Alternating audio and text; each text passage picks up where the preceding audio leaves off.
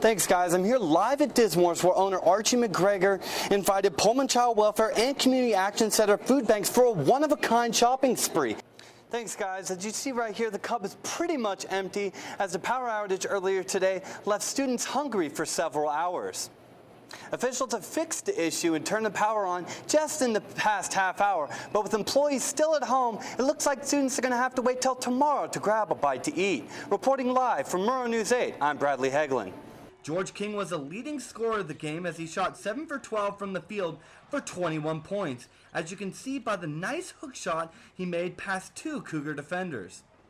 After a disappointing loss, the Cougars will look to rebound next season as they are returning all but 2 players. This will be Ernie Kent's 3rd season coaching the team. For Murrow News 8, I'm Bradley Heglin.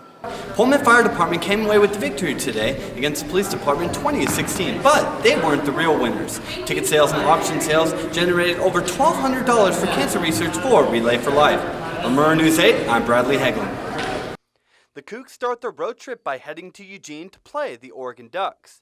Next, they head a little north to play the Oregon State Beavers before heading back to Washington to play the Huskies. Then, on March 9th, the Cougs head to Las Vegas to play in the Pac-12 tournament and try to secure their only chance at a postseason appearance. The Cougs played their final home game here at Beasley Coliseum this past Sunday. The Cougs are in need of some momentum going into the Pac-12 tournament as they finish off their season against the Ducks, the Beavers, and the Huskies. From Murrow News 8, I'm Bradley Heglin. In Moscow, Idaho, emergency crews responded to an ammonia leak early this morning at McGregor Company AG facility on Canyon Road. Moscow volunteer firefighters stopped the leak around 4 a.m.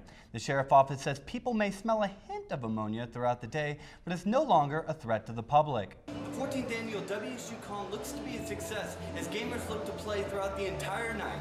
For Murrow News 8, I'm Bradley Heglin. This is the field where the Pullman Greyhounds are going to try to extend their winning streak when they face the Timberlake Tigers Friday night. Thanks, guys. There was absolutely no sun today here in the Palouse, as it was pretty much cloudy and gloomy throughout the entire day, but that didn't really make a difference if you were inside watching March Madness. But looking at the temperature today, it's around 42 degrees with the high of 47, which is slightly below the average, but don't get your hopes up too much, Pullman, because tomorrow looks to be pretty much the same. Next, I have Marcus Page, first team All-ACC and second team All-American for the UNC Tar Heels with Roy Williams. He led the team last year with 17.5 points a game, and I look for a repeat this year. 5 Cougars have declared for the NFL Draft, but only one will be in Indianapolis this week for the 2016 NFL Combine, Joe Dahl. Dahl will undergo a multitude of evaluations, including team interviews, bench press, and the 40-yard dash. Dahl started at tackle for the Cougars last season, but will most likely be playing guard in the NFL. Dahl was a first-team All-Pac-12 last season, but his performance in these activities will ultimately affect his draft position. The physics department will look to celebrate its 12th annual pumpkin drop next Dad's Weekend.